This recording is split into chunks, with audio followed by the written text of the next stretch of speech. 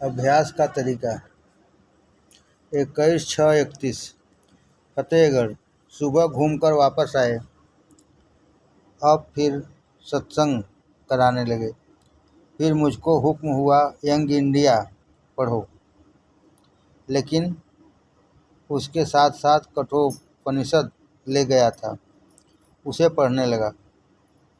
एक मंत्र ऐसा आया जिसको मैं नहीं समझता था।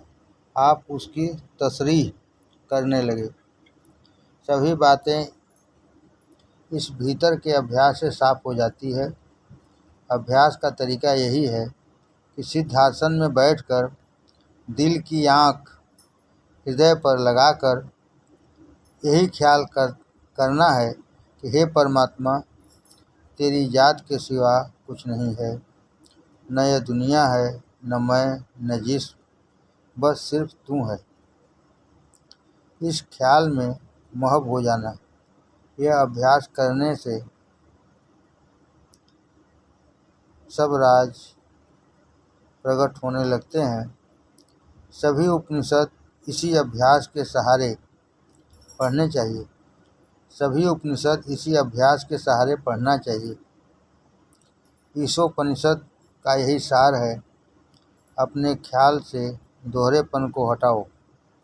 ज्यों ही यह दोहरापन गया नहीं कि अभ्यास निहायत उम्दा और पाक बनकर रह जाता है। जैसे अंदर वैसा ही जाहिर, दोनों में इख्तलाफ फर्क न हो। 12/6/34 एक भाई को सत्संग के लिए सचेत करते हुए आपने फरमाया, जब मुझे गुरु महाराज की खिदमत में हाजिर होने का समय आता, उस समय कोई भी कितना भी जरूरी काम होता अलग कर देता। जब मुझे गुरु महाराज की खिदमत में हाजिर होने का समय आ जाता, उस समय कोई भी कितना भी जरूरी काम होता अलग कर देता। 13/9/35 आपने एक भाई से देरी से आने का कारण पूछा। उन्होंने अर्ज किया, गंगा जी गया था, सुबह की पूजा वहीं की थी। आपने फरमाया, सबसे प्रथम शौच आदि से फारिग हो, पाक साफ होकर अपनी नित्य की पूजा करनी चाहिए। उसका समय छूटने न पाए, वही मुख्य कार्य है। और कार्य चाहे कुछ मिनट पीछे हो, उसमें कुछ हर्ज नहीं। श्री गंगा जी घट में विराजती हैं। श्री गंगा जी घट में विराजती हैं, पूजा सबके सामने न करो। श्री गंगा जी घट में विराजती हैं, पूजा सबके सामने न करो। एकांत में जहाँ प्रभु जी ही साथी हैं, उत्तम है। विवश होने पर और के सामने करे, मगर हृदय में ख्याल न आवे कि कोई और है। एक भाई ने पूछा, महाराज, विचारों की भरमार होती है, ऐसी स्थिति में क्या करूं? आपने कहा, विचारों को आने दो, उनकी राह क्या कोई रोक सकता है? उनकी ओर ध्यान न दो, उनसे झगड़ा मोल न लो। तुम अपना काम करो, वे अपना काम करें। दूसरे जो बाहर के लोगों में बहुत फिरोगे, आप ही बहुत सा कूड़ा करकट भर लाओगे। दूसरे जो बाहर के लोगों में बहुत फिरोगे, आप ही बहुत सा कूड़ा करकट भर लाओगे। वह अवश्य ही निकलेगा और तंग करेगा। इसलिए राजयोगी को हुक्म है कि प्रायः लोगों के संग से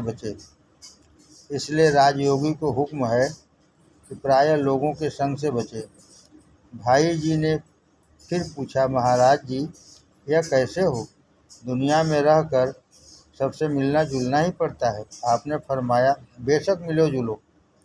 हमारे लाला जी साहब का सभी लोगों से काम पड़ता था, परंतु उनकी संगत का प्रभाव उनके हृदय पर नहीं पड़ता था। सबके साथ बैठे हुए एकांत का अनुभव करते। सबके साथ बैठे हुए एकांत का अनुभव करते, एकांत में बैठे हुए जमात में बैठने का भाव रखते। सब काम ईश्वर की इच्छानुसार हो रहा है, होने दो। 16:33। शाम एक भक्त जन फर्रुखाबाद से पधारे हैं। आपने प्रातःकाल के समय का सदुपयोग करने की शिक्षा दी। जिस प्रकार रोजगार के समय की पाबंदी करते हो, वैसे ही ईश्वर की पूजा में भी लाजिम है। सवेरे का समय अपनी ढिलाई से खो बैठते हैं, सवेरे का समय अपनी ढिलाई से खो बैठते हैं, वरना पूजा के लिए काफ़ी समय पा सकते हैं। उस समय किसी की चिंता न करके पूजा जरूर कर ले। अभी 36 वर्ष की अवस्था है, यही मेहनत करने की आयु है। फिर जब 40 वर्ष के हो जाओगे, मुश्किलें आ घेरेंगी। 17:10-35। सुबह मेरी ओर फिर कर कहा, शरीर की अशुद्धता क्षण भर न रहनी पाए। हाँ, इससे भी अधिक हृदय की ओर देखना चाहिए। कोई विरोधी विचार ठहरने न पाए। आया नहीं कि गया, लहर जैसी आई वैसी वापस गई।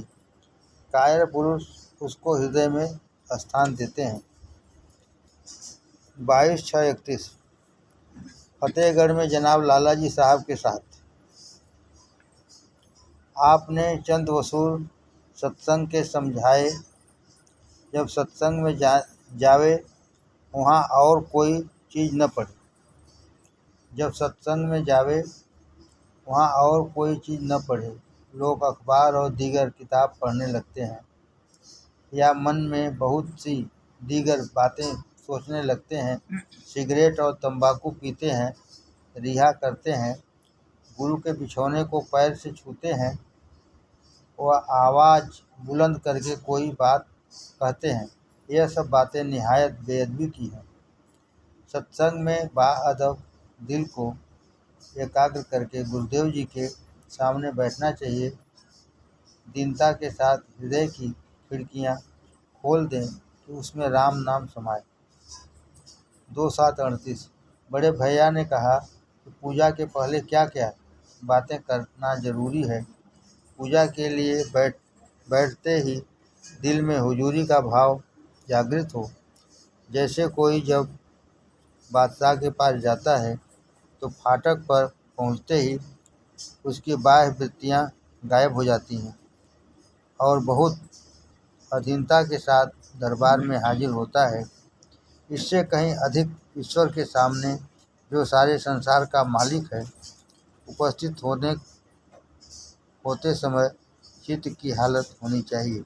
इसके बाद यह कहना चाहिए, हे नाथ, तू ही मेरा ध्येय है, तेरी इच्छा पूर्ण हो।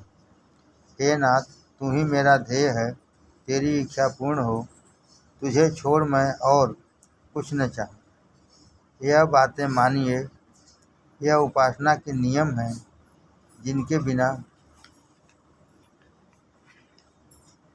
कोई भी बात शुद्ध नहीं होती। ऐसा करने से मन स्थिर होकर निरंतर ईश्वर के चरणों में लगा रहता है। जब जब अवसर मिले, वह 2 मिनट का क्यों न हो, झट भीतर रुजू होकर उपासना में लग जाए। इस तरह अभ्यास से कभी भी सहज समाधि भंग न होगी और दुनिया के सब काम सुंदर रीत से पालन होते चले जाएंगे। खाना सोना उसकी याद में हो, इससे बहुत ही शीघ्र उत्तम गति प्राप्त होती है।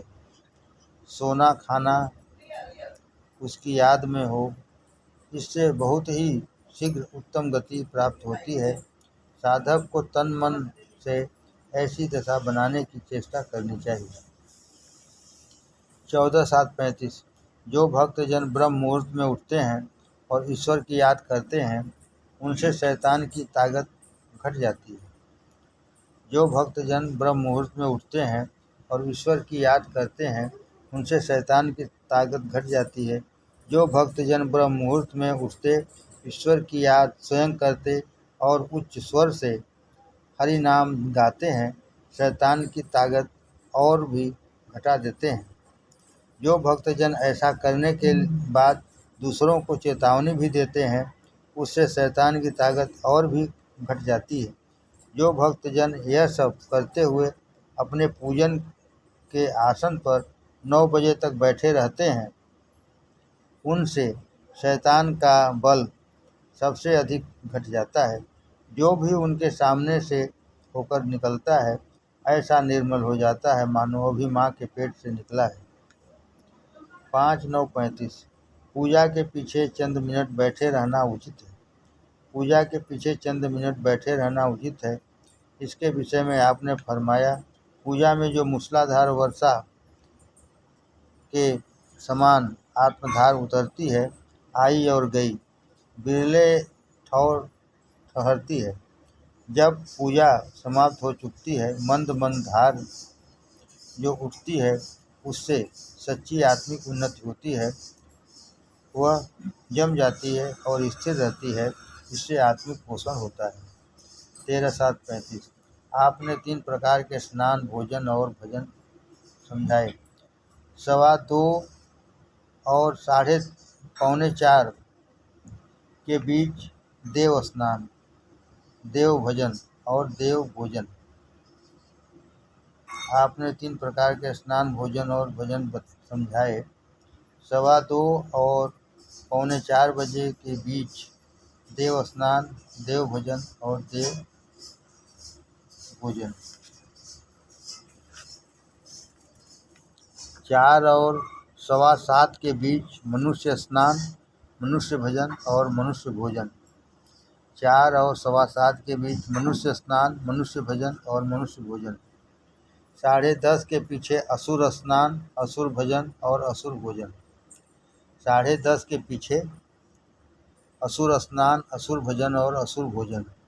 चाहिए कि जहाँ पर पूजा करें वहीं आसन पर बैठकर कुछ खाकर घूंट भर पानी पीकर उठें। जैसे आत्मा को खुराक दी, वैसे ही शरीर को भी खुराक देना धर्म है, नहीं तो आत्मा और शरीर में झगड़ा हो जाएगा। 27-7-34 जितनी देर सत्संग में रहे, वहाँ जो हालत बीते, वैसा ही बाहर भी कर लेने की कोशिश कर लेनी चाहिए। जितने देर सत्संग में रहे, वहाँ जो हालत बीते, वैसा ही बाहर भी कर लेने की कोशिश कर लेनी चाहिए। आज बड़े भैया जी फतेहपुर से आए हैं, उनकी सेवा में चंद मिनट बैठा।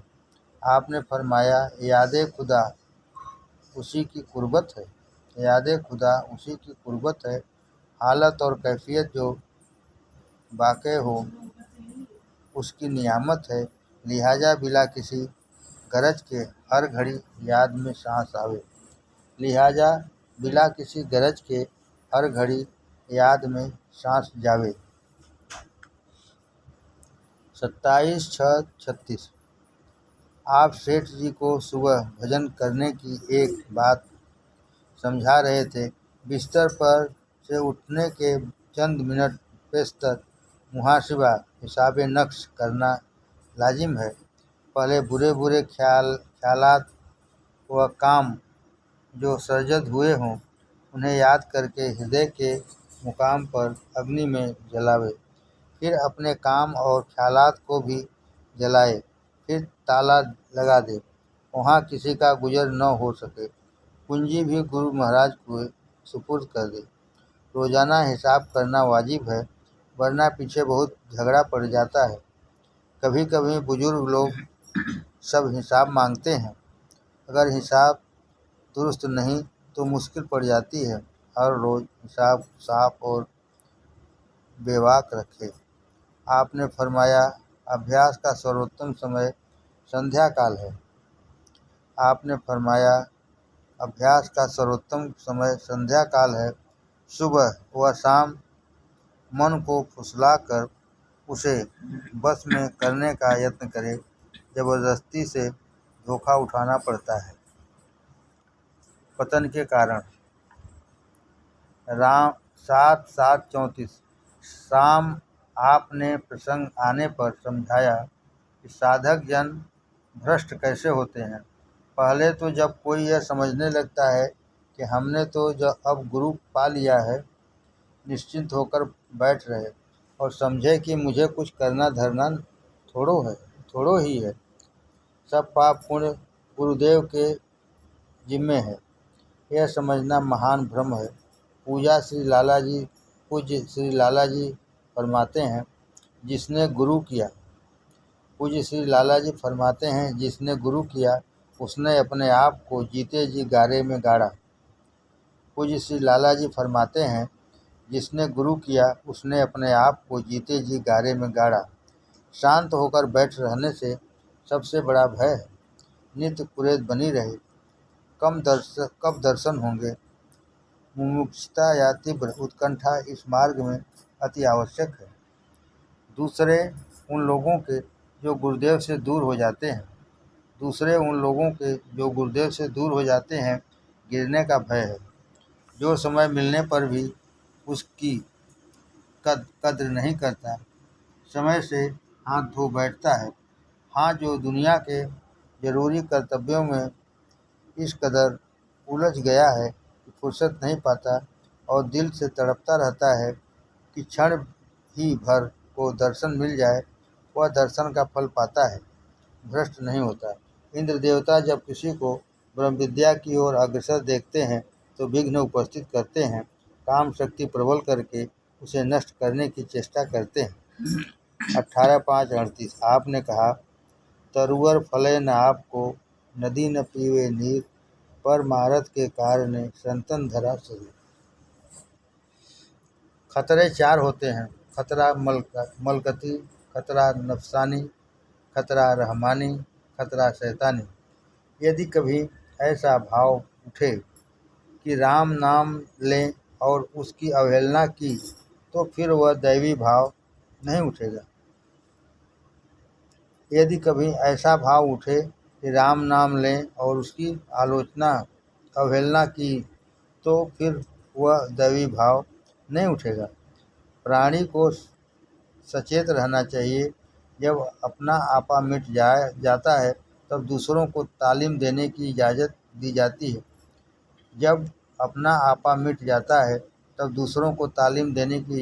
जाती है। दूसरों की आत्मिक सेवा करना ही सच्चा उपकार है।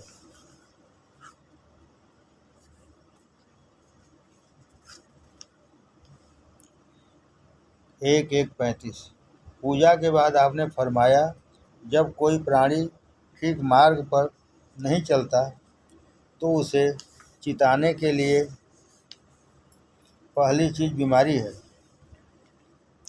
पूजा के बाद आपने फरमाया, जब कोई प्राणी ठीक मार्ग पर नहीं चलता तो उसे चिताने के लिए पहली चीज़ बीमारी है, जो ईश्वर उस पर या उसके संबंधियों पर डालते हैं। यदि उस समय वह सचेत हो, ईश्वर को धन्यवाद देता है तो आधी तो उसी क्षण दूर हो जाती है। आधी की आधी हृदय में तस्कीन आने से तथा शेष चौथाई नाम मात्र दवा आदि से। यदि बीमारी से भी सचेत न हुआ तो विपत्ति में डाल देता है। अगर तब भी न चेता तो भूखों मारता है, भोजन वस्त्र आदि से तंग कर रखता है, तब तो प्रार्थना भी नहीं सुनता। हाँ, यदि कोई संत महात्मा उसके साथ मिलकर प्रार्थना करे तो कुछ सुनवाई हो सकती है। यदि बीमारी से भी सचेत न हुआ तो विपत्ति में डाल देता है। अगर तब भी न चेता तो भूखों मारता है, भोजन वस्त्र आदि से तंग रखता है, तब तो प्रार्थना भी नहीं सुनता। हाँ, यदि कोई संत महात्मा उसके साथ मिलकर प्रार्थना करें तो कुछ सुनवाई हो सकती है। 18-35 एक दूसरे साहब से आपने फरमाया, जिसका हृदय अपने गुरु से विमुख होता है उसके ऊपर ईश्वर का कोप प्रकट होता है। एक दूसरे साहब से आपने फरमाया, जिसका हृदय अपने गुरु से विमुख होता है उसके ऊपर ईश्वर का कोप प्रकट होता है। बाहरी कष्ट शरीर आदि के उस पर आने लगते हैं। स्त्री बच्चों की बीमारी शुरू हो जाती है। उसे बाह्य जीवन में सुखी होना दुर्लभ हो जाता है। हृदय तो जलता ही रहता है, इसकी बात ही क्या। शरीर भी ताप से नहीं छूटता। ईश्वर न करे किसी के हृदय में गुरुदेव के विरुद्ध कोई विचार उठे। गुरुदेव कष्ट नहीं देते, ईश्वर देता है। एक दूसरे साहब से आपने फरमाया, जिसका हृदय अपने गुरु से विमुख होता है उसके ऊपर ईश्वर का कोप प्रकट होता है। बाहरी कष्ट शरीर आदि के उस पर आने लगते हैं। स्त्री बच्चों की बीमारी शुरू होने लगती है। उसे बाह्य जीवन में सुखी होना दुर्लभ हो जाता है। हृदय तो जलता ही रहता है, इसकी बात ही क्या। शरीर भी ताप से नहीं छूटता। ईश्वर न करे किसी के हृदय में गुरुदेव के विरुद्ध कोई विचार उठे। गुरुदेव कष्ट नहीं देते, ईश्वर देता है। 5/8/34। चंद दिन हुए आपने फरमाया, एक संत जन से एक दिन जाप में भूल हो गई। शहर में यह बात फैल गई कि उनका शरीरांत हो गया। बहुत से लोग संवेदना के अर्थ आए। उन्होंने सबसे कहा, भाइयों, बेशक मैं मर गया था, अब ईश्वर की कृपा से जी उठा हूँ। अस्तु, उचित है कि स्मरण पूजा जाप में किसी दिन चूक हो जाए, उस दिन अपने को मरे हुए में गिने। अस्तु, उचित है कि स्मरण पूजा जाप में किसी दिन चूक हो जाए, उस दिन अपने को मरे हुए में गिने। कोशिश करे कि नागा न होने दे। ईश्वर के काम में गफलत अनर्थों का बीज है। ईश्वर के काम में गफलत अनर्थों का बीज है। 7/7/34।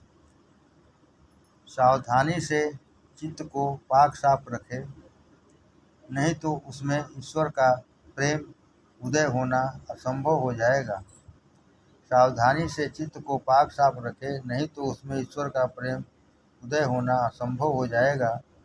सिवा परमात्मा की चाह के और सब बातें मिट जानी चाहिए, तभी भक्ति मिलती है। भक्ति मार्ग में जो साधक अपने कार्य सिद्धि की चाहना करता है, भक्ति मार्ग से भ्रष्ट हो जाता है। भक्ति मार्ग से जो साधक अपने कार्य सिद्धि की कामना चाहता है, भक्ति मार्ग से भ्रष्ट हो जाता है। 12/9/35। शाम आपने एक भाई को विपदग्रस्त सुनकर कहा, जो अपने मन के अनुसार चलता है, दूसरों की आज्ञा नहीं मानता, दुख ही उठाता है। शाम आपने एक भाई को विपदग्रस्त सुनकर कहा, जो अपने मन के अनुसार चलता है, दूसरों की आज्ञा नहीं मानता, दुख ही उठाता है। प्रार्थना। 8/8/35। पूजा के बाद आप श्री पेशकार साहब से अनेक आत्मिक रहस्यों का प्रकाश डालते हुए फरमाने लगे, प्रार्थना के साथ बेजुबान की तड़प होती है। तड़प इस बात की नहीं कि मैं तुझसे मिल जाऊं। भक्तजन नित्य यही भाव रखते हैं कि मैं तेरा बेटा हूँ, मुझको मत भूल। मैं तेरा बेटा हूँ, मुझको मत भूल। ईश्वर की सच्ची प्रार्थना तब उदय होती है जब मनुष्य सिवा उसके किसी और को नहीं चाहता, न दुनिया न परलोक। ईश्वर की सच्ची प्रार्थना तब उदय होती है जब मनुष्य सिवा उसके किसी और को नहीं चाहता, न दुनिया न परलोक। दोनों की अभिलाषा जब हृदय से चली जाती है, तब निर्मल हृदय से प्रार्थना ठीक उठती है।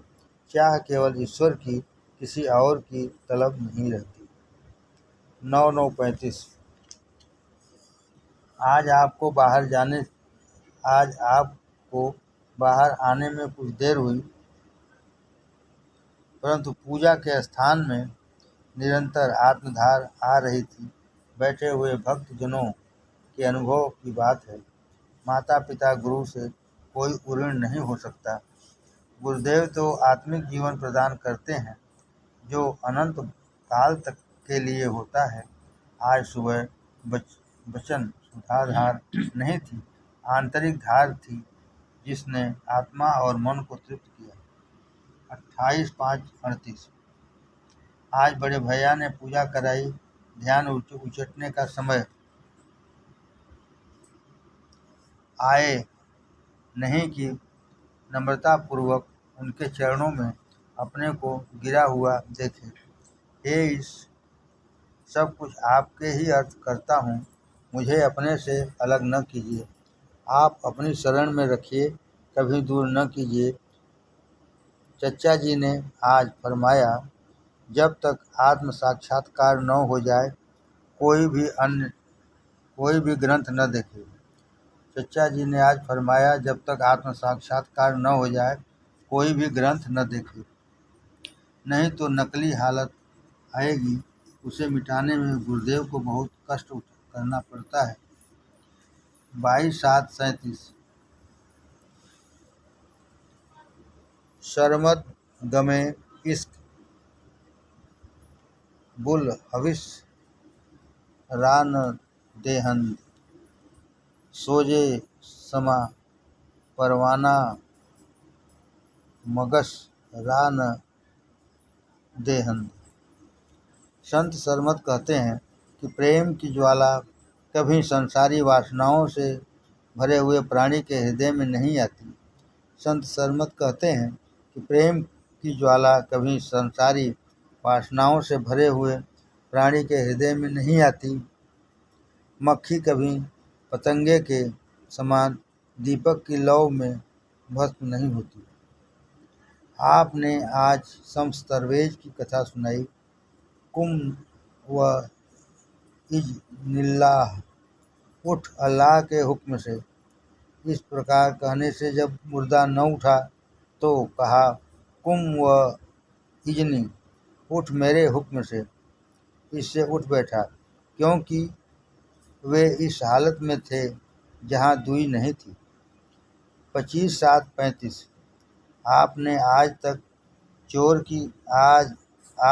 एक चोर की कथा सुनाई, जो कि सारे जीवन भर चोरी करते हुए भी ईमानदार समझा जाता था। कोई नहीं जान पाया कि वह बेईमान है। जब वह बूढ़ा हुआ तो उसने अपनी बचत की तरकीब सोची। साधु बनकर बैठ रहा। भक्तजन जो आए सब सच्चे थे। वे ऊंची गति को प्राप्त हुए। वह भी उनके सहारे पार हुआ। ईश्वर ने लाज रखी। श्री गुरुदेव जी ने बाना की लाज रखी। ईश्वर से प्रार्थना करते हैं, हे ईश्वर, लाज रखिए अपने बाना की, गरीब नवाज हैं आप। 8/6/34 सुबह पूजा के पीछे जनाब राजा साहब से बोले, बुद्धियाँ 19 प्रकार की होती हैं। कुबुद्धि, सुबुद्धि और मान बुद्धि। इनके नीचे 16 प्रकार की और होती हैं। सबसे श्रेष्ठ बुद्धि एक है, जिसको अक्ल, औली, ईश्वरी बुद्धि कहते हैं। वह ईश्वर की कृपा से गुरुदेव खोलते हैं। ईश्वर की कृपा तब होती है जब साधक ईश्वर से विनय और प्रार्थना करता है, तब ईश्वर गुरुदेव को प्रेरणा करते हैं। जब ईश्वरी बुद्धि खुलती है, सलाहियत दिल, सरल हृदय प्राप्त होता है। ईश्वर के नाम से दिल रोशन रहता है, यही जिंदा दिली है। ईश्वर के नाम से दिल रोशन रहता है, यही जिंदा दिली है। कोई सांस ईश्वर की याद से खाली न जाए। अतिशय रगड़ करे सो जो कोई, अनल प्रगट चंदन से होई। करत करत अभ्यास के जड़मत होत सुजान। रसड़ी आवत जात ते सिल पर पड़त निशान। 1/6/34 आत्मिक जीवन के सुधार के बारे में श्री महाराज जी ने फरमाया, जिस समय अपने गुरुदेव के भावों के विरुद्ध कोई भाव अपने हृदय में उदय हो, उसी समय ईश्वर से प्रार्थना करे, रोए और माफ़ी मांगे। उसी क्षण वह लुप्त हो जाएगा। यदि तब भी न जाए तो अपने गुरुदेव से कह दे और जवाब का तालिब न हो। यह उनकी ओर से प्रार्थना करेंगे तब भय न रहेगा, नहीं तो पतन का भय है। 30/5/34 सुबह महाराज जी ने फरमाया, पूज्य लाला जी महाराज कभी कुछ भेदभाव आते देखते तो कहते, रो, तौबा करो और ईश्वर से माफ़ी मांगो। वह यह हृदय का मैल दूर कर देंगे। उसके समीप कुछ कठिनाई नहीं है। आज श्री महाराज जी ने मुझे भी वही शिक्षा दी कि अकेले में ईश्वर के सामने रो, पश्चाताप करो और क्षमा प्रार्थना करो। हृदय के में किंचित भी मैल न रहने पावे, उनसे प्रार्थना करके साफ कर डालो।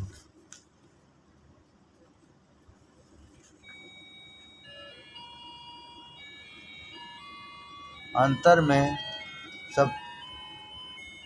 में सब मत ठीक है, सत्य दो हो नहीं सकते। जब कभी किसी मजलिस में जाओ, हृदय का ईश्वर से तादात्म्य शरीर व मन से रहे। सभी बातें ऐसी करो जैसी कि वहाँ करनी चाहिए। तुम्हारे भाइयों के मन में छुटाई न आवे, उनके मन को प्रफुल्लित करो। ईश्वर से प्रार्थना करो, हे प्रभु, इष्ट द्वारा मेरी यह उपासना कर रहे हैं। हे प्रभु, इनकी भक्ति सफल कर दे। तू तो नूर मुतलक है, सभी में बराबर समाया है। मतांतरों के भेद भाव से हृदय को साफ कर दे।